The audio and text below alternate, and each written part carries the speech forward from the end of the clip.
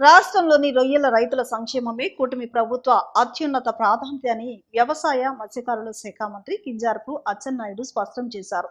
పెనమలూరులోని మత్స్యశాఖ కమిషనర్ కార్యాలయంలో రొయ్యల రైతులు, ఫీడ్ తయారీ సంస్థల ప్రతినిధులు, ఎగుమతిదారులు, శాస్త్రవేత్తలు, అధికారులతో నిర్వహించిన సమీక్షా సమావేశంలో మంత్రి కీలక ఆదేశాలు జారీ చేశారు.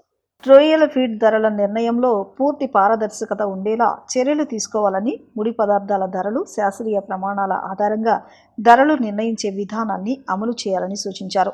అలాగే రైతులకు వాస్తవ పరిస్థితులపై ఎప్పటికప్పుడు సరైన సమాచారం అందించి అపోహలు, తప్పుడు ప్రచారానికి తావు లేకుండా అవగాహన కల్పించాలని అధికారులను ఆదేశించారు. ప్రభుత్వం రొయ్యల రైతుల సమస్యలకు శాశ్వత పరిష్కారాలు చూపేందుకు కట్టుబడి ఉందని మంత్రి స్పష్టం చేశారు. ఆంధ్రప్రదేశ్ రాష్ట్రంలో ఆక్వా రంగం అనేది చాలా ప్రధానమైనటువంటి రంగం. రేపు భవిష్యత్తులో కూడా ఈ రాష్ట్రంలో ఈ రంగానికి చాలా ప్రాధాన్యత వస్తున్నటువంటి విషయం కూడా నేను తెలియజేస్తున్నాను.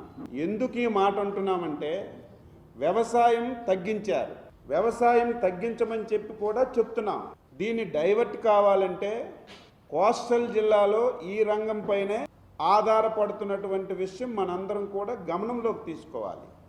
ఇంకొక ప్రధానమైనటువంటి విషయం ఏంటంటే, ఆక్వా రంగం మన ముఖ్యమంత్రి చంద్రబాబు నాయుడు గారికి మానస పుత్రిక లాంటి రంగం అని చెప్పి తెలియజేస్తున్నాను.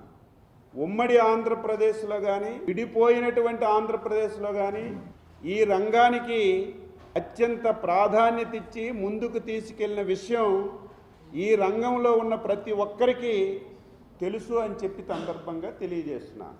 ఈ రంగం 4 విధాలుగా ఆధారపడుతుంది. 1 హ్యాచరీసు, 2 రైతులు, 3 ఫీడ్ మ్యానుఫ్యాక్చర్స్, 4 ఎక్స్పోర్టర్స్. ఈ 4 వ్యవస్థలు సక్రమంగా పనిచేసినప్పుడే ఈ రంగం ముందుకెళ్ళడానికి అవకాశం ఉంటుంది. ఇందులో ఏ రంగం ఇబ్బంది పడినా సరే చివరికి నష్టం జరిగింది అసలు సిసలైనటువంటి రైతుకు నష్టం జరుగుతుంది. నైతిక నష్టం జరిగితే ఇబ్బందులు ఏ విధంగా వస్తాయో మీకు చెప్పవలసినటువంటి అవసరం లేదు. ఈ ప్రభుత్వం వచ్చిన తర్వాత స్వేచ్ఛగా వ్యాపారాలు చేసుకుంటున్నారు. వాళ్ళు కావాలని, వీళ్ళు కావాలని, వీళ్ళు ఉండాలని, వీళ్ళే చేయాలని ఎప్పుడూ లేదు. నేను ఎక్కువసార్లు చెప్తుంటాను, మళ్ళీ చెప్తుంటాను.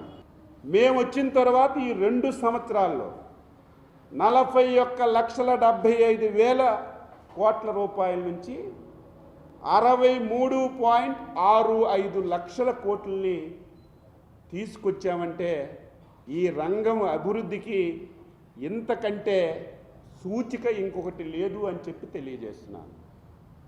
అదేవిధంగా గ్రోత్ 2014లో అధికారంలోకి వచ్చాం.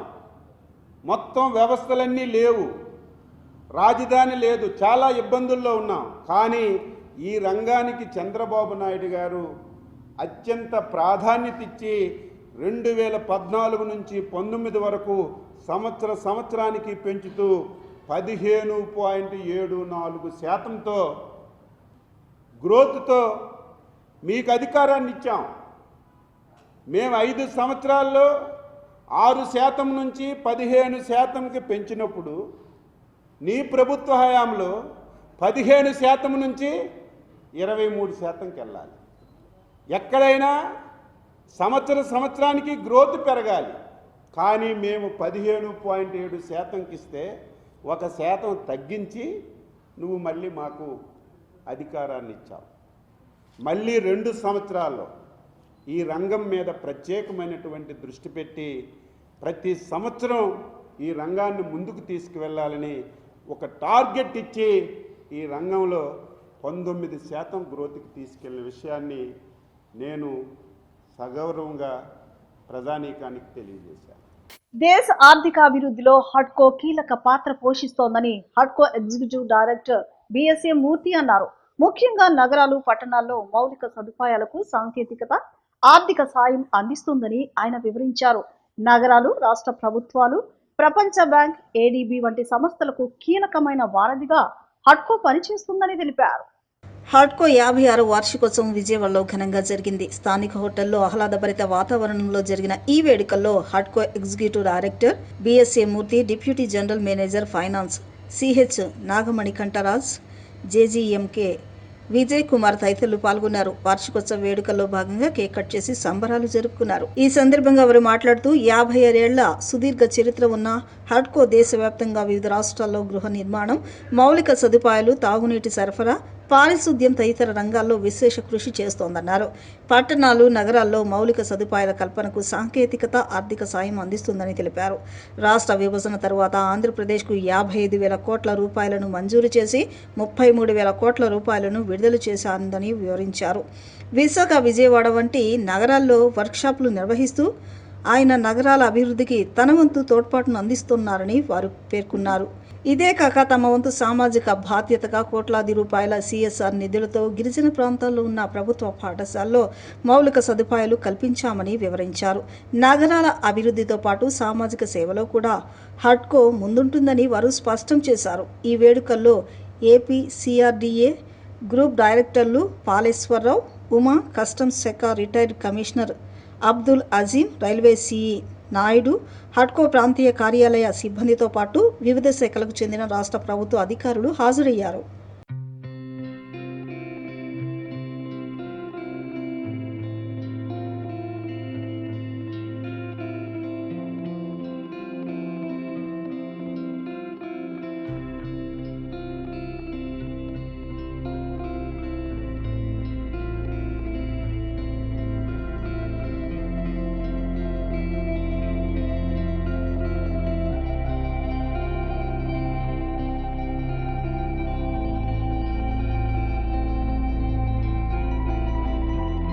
HUDCO is celebrating 56th annual day celebrations in Vijayawada region, catering to Andhra Pradesh region. We have done excellent operations in the last financial year 25-26, and we are the judged as the best performing office in the country among all the regional offices in the country. And almost we have sanctioned 19,000 crores in the last financial year for various departments in the government sector, both transport, power, energy, housing, infrastructure development sectors, and almost we have released 14,500 crores in the last financial year to the various sectors.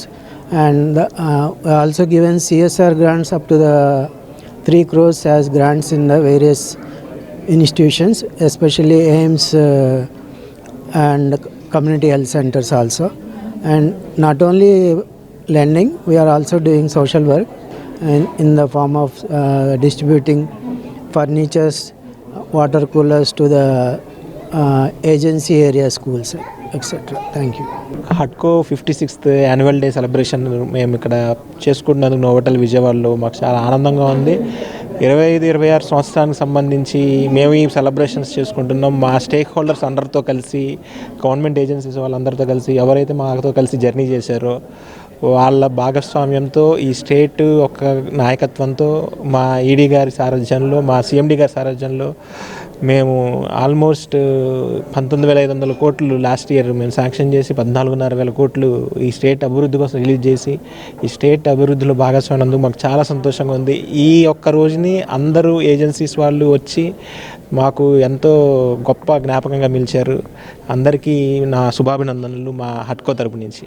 Visakhapatnam మత్స్యకార పడవ ప్రమాదంపై రాష్ట్ర ప్రభుత్వం తొలి సమాచారం అందిన వెంటనే యుద్ధ ప్రాతిపదికన స్పందించి సహాయక చర్యలు ప్రారంభించిందని రాష్ట్ర మత్స్యశాఖ కమిషనర్ రామశంకర్ నాయక్ తెలిపారు. 72 గంటల పైన మత్స్యశాఖ, కోస్టల్ గార్డ్, నేవీ, మెరైన్ పోలీసులు, విపత్తు నిర్వహణ శాఖలు సమన్వయంతో విస్తృత గాలింపు చర్యలు చేపట్టామని వెల్లడించారు. ఒక మత్స్యకారుని సురక్షితంగా రక్షించి వైద్య సేవలు అందించామని, 6 బాధిత కుటుంబాలకు ఒక్కొక్కరికి 10 లక్షల చొప్పున మొత్తం 60 లక్షల తక్షణ ఆర్థిక సహాయం, రక్షించబడిన మత్స్యకారుడికి 50,000 ప్రత్యేక సాయం అందించామని అన్నారు. నిర్దేశిత ప్రక్రియ పూర్తయ్యాక ఎక్స్గ్రేషియా, బీమా సాయం కూడా అందజేస్తామని, భవిష్యత్తులో సముద్ర భద్రత, అత్యవసర స్పందన వ్యవస్థను మరింత బలోపేతం చేస్తామని వెల్లడించారు.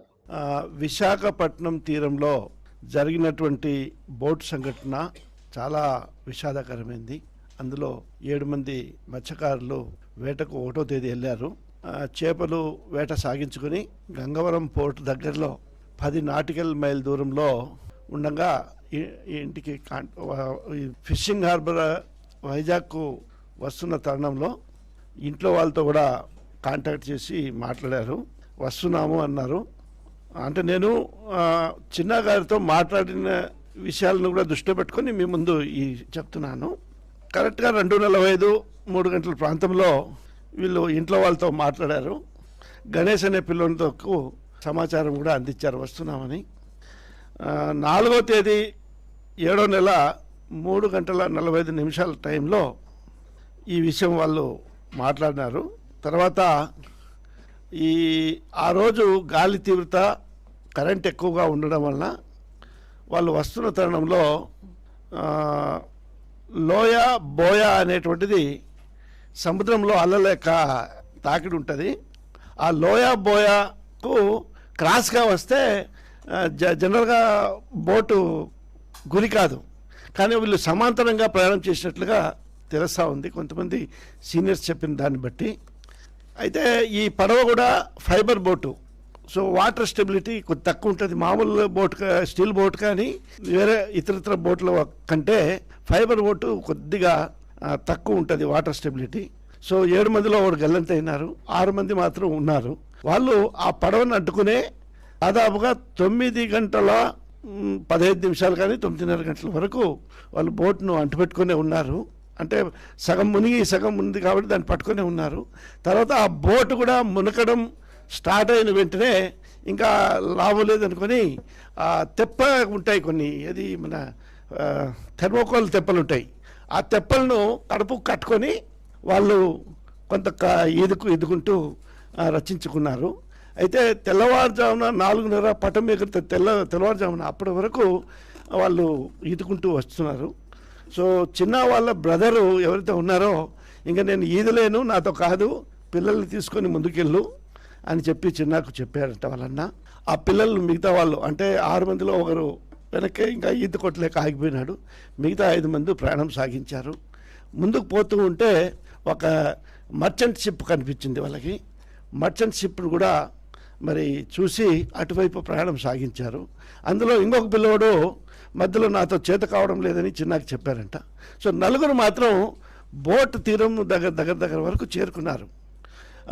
అయితే చిన్న ఏం చేశాడంటే కారి చిన్న ఆ కారు చిన్న ఏం చేశారంటే, మీరు వస్తూ ఉండండి నేను ముందుకు వెళ్తానని చెప్పి ఆ మర్చెంట్ షిప్ వైపు ముందుకు సాగాడు. ఆ ముగ్గురు వస్తున్న వాళ్ళు ఈయనేమో పడవను ఇమీడియట్గా యాంకర్ పట్టుకొని కొద్దిగా ఇదైతే కిందకి వెళ్ళిపోయినట్టు అయిపోయి మళ్ళీ తేరుకొని గట్టిగా పట్టుకున్నాడు. బనీని ఇప్పి పైకి విసిరినాడు. అప్పుడు మర్చెంట్ షిప్లో ఉన్న వాళ్ళు వెంటనే వల విసిరారు.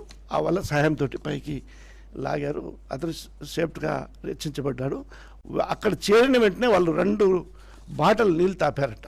నీళ్ళు తాగి కొద్ది స్వస్థత వచ్చిన తర్వాత వాళ్ళు కావాల్సిన ఆహారము, ఫ్రూట్స్ ఏదో ఇచ్చి ఉన్నారు. అది జరిగిన సంఘటన. దస్తావేజు లేఖరుల ఉపాధికి భంగం కలిగిస్తున్న జీవో నెంబర్ 396ను రద్దు చేయాలని కోరుతూ ఈ నెల 21 నుంచి 31 వరకు సమ్మె చేపట్టనున్నట్లు ఏపీ దస్తావేజు లేఖరుల సంఘం ఉపాధ్యక్షులు నేరెళ్ల వెంకట నారాయణ తెలిపారు. దస్తావేజు లేఖరులతో పాటు అనుబంధ వృత్తిదారులు, డిటిపి ఆపరేటర్లు కూడా ఈ సమ్మెలో పాల్గొంటారని ఆయన వివరించారు. దస్తావేజు లేఖరులంతా గత ఎన్నికల్లో కూటమి ప్రభుత్వానికి అనుకూలంగా ఓటు వేశామని, తమ ఉపాధికి గండి కొట్టే జీవో నెంబర్ 396ను ఉపసంహరించుకోవాలని వారు డిమాండ్ చేస్తున్నారు. పడమట రిజిస్ట్రేషన్ కార్యాలయం చేరున ఏపీ దస్తావేజు లేఖరుల సంఘం సమావేశాన్ని నిర్వహించారు. ఈ సమావేశం అనంతరం ఏర్పాటు చేసిన విలేకరుల సమావేశంలో ఏపీ దస్తావేజు లేఖరుల సంఘం ఉపాధ్యక్షులు నేరెళ్ల వెంకట నారాయణ, నరసింహారావు తదితరులు మాట్లాడుతూ దస్తావేజు లేఖరుల ఉపాధికి భంగం కలిగిస్తున్న జీవో నెంబర్ 396ను రద్దు చేయాలని కోరారు. దేశంలోని మహారాష్ట్ర ప్రభుత్వం ఒక్కటే ఈ జీవోను అమలు చేస్తుంటే మన రాష్ట్రంలో కూడా ఈ జీవో తెచ్చేందుకు ప్రభుత్వం ప్రయత్నిస్తుందని వారు ఆందోళన వ్యక్తం చేశారు. ఈ జీవో ప్రకారం సుదీర్ఘకాలంగా కొనసాగుతూ వస్తున్న దస్తావేజు లేఖరుల వృత్తి కార్పొరేట్ సంస్థల చేతిలోకి వెళ్లిపోతుందని వారు ఆవేదన వ్యక్తం చేశారు. ఒక పాస్పోర్టు సేవా కేంద్రం తరహాలో రిజిస్ట్రేషన్ కార్యాలయాలను సేవా కేంద్రాలుగా మార్పు చేసే విధంగా ఈ జీవోలో ఉందని వారు స్పష్టం చేశారు. కేవలం 2,000 రూపాయల నామమాత్రపు ఫీజుతో దస్తావేజు లేఖరులు ఎంతో విలువైన సేవలు అందిస్తున్నారని వారు వివరించారు. ఈ జీవో వల్ల రాష్ట్ర వ్యాప్తంగా ఉన్న 5 లక్షల మంది దస్తావేజు లేఖరులు వీధిన పడే ప్రమాదం ఉందని వారు వివరించారు. ఈ జీవో వల్ల రిజిస్ట్రేషన్ సేవలు గుత్తాధిపత్యంలోకి వెళ్తే ప్రమాదం లేకపోలేదన్నారు. గత ఎన్నికల్లో రాష్ట్ర వ్యాప్తంగా ఉన్న దస్తావేజు లేఖరులంతా కూటమి ప్రభుత్వానికి మద్దతుగా నిలిచామని, ఇప్పటికీ తాము ప్రభుత్వానికి వ్యతిరేకం కాదని స్పష్టం చేశారు. ప్రభుత్వం స్పందించి ఈ జీవోను రద్దు చేయాలని కోరారు. ఈ జీవో రద్దు కోరుతూ ఈ నెల 21 నుంచి 31 వరకు కొనసాగే సమ్మెలో దస్తావేజు లేఖరులంతా పాల్గొనాలని వారు విజ్ఞప్తి చేశారు.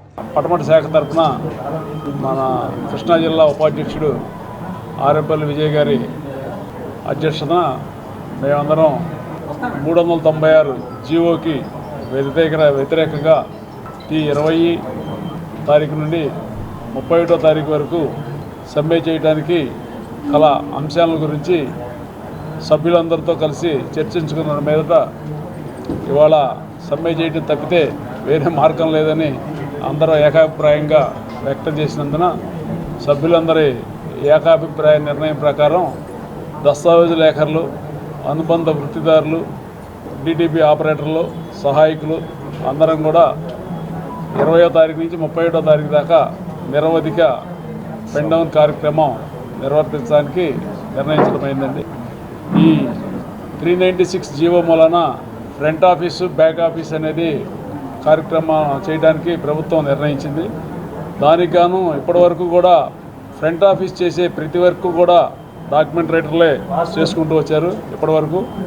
కాబట్టి మాకు కూడా లైసెన్సులు మంజూరు చేసి ఫ్రంట్ ఆఫీస్ చేసే యావత్ వరకు కూడా మా డాక్యుమెంట్ రైటర్లకి అప్పచెప్పి ప్రభుత్వం 5,000, 2,000 నిర్ణయించింది. ఆ నిర్ణయించిన ధర మాకే అప్పచెప్తే ఫ్రంట్ ఆఫీస్ చేసే వర్క్ అంతా కూడా మేమే చేస్తామని, లేకపోతే ఇప్పటివరకు జరుగుతున్నట్లుగానే డాక్యుమెంట్ రైటర్ వ్యవస్థని నిర్మూలించవద్దని, మా డాక్యుమెంట్ రాసుకునే హక్కు మాకే ఉండాలని కూడా గవర్నమెంట్ని మేము కోరుతున్నాము. ఇది యాక్చువల్గా GO number 396 issued on 30th of last month. అంటే ఇది యాక్చువల్గా వాళ్ళు ఏం చేయాలి, మహారాష్ట్ర గవర్నమెంట్లో ఆల్రెడీ ఇంప్లిమెంట్ చేసాం కదా, దానికోసం ఇది కూడా ఎవ్రీ స్టేట్స్లో ఇంప్లిమెంట్ చేయాలని చెప్పి ఉద్దేశంతో మన ఏపీ గవర్నమెంట్లో కూడా ఇంప్లిమెంట్ చేయడానికి జీవో ఇష్యూ చేయడం జరిగింది. ఇది అంటే actual without getting anything from the government we're doing all the front office work apart from all the works. అయితే ఈ జీవో యొక్క రద్దు చేయమని చెప్పి 396 చాలామంది 5 లక్షల మంది డాక్యుమెంట్ రైటర్లు, వారి మీద ఆధారపడే కుటుంబ సభ్యులు వీరందరూ కూడా ఇబ్బంది పడతారన్న ఉద్దేశంతో ఈ జీవో నెంబర్ 396 రద్దు చేయాలని చెప్పి డాక్యుమెంట్ రైటర్లు అందరూ పడమట శాఖ నుంచి మేమందరూ కూడా రేపు సోమవారం 20వ తారీఖు నుంచి నెలాఖరు వరకు 31వ తారీఖు వరకు పెన్ డౌన్ చేయడానికి నిర్ణయం తీసుకోవడం జరిగింది. ఏముందంటే యాక్చువల్గా జీవో ఇష్యూ చేసింది ఏంటంటే ఒక కార్పొరేట్ సంస్థ, జస్ట్ లైక్ అంటే ఇప్పుడు మీ సేవలో ఉన్న సబ్ రిజిస్ట్రార్ ఆఫీస్ని జస్ట్ లైక్ ఒక చిన్న సేవా కేంద్రం కింద, సబ్ రిజిస్ట్రార్ సేవా కేంద్రం కింద పెట్టడానికి ప్రపోజల్ ఉంది. జస్ట్ లైక్ వాళ్ళు చూపించిన ఉదాహరణని పాస్పోర్ట్ ఆఫీస్ని ఉదాహరణగా మాత్రం చూపించడం జరుగుతుంది.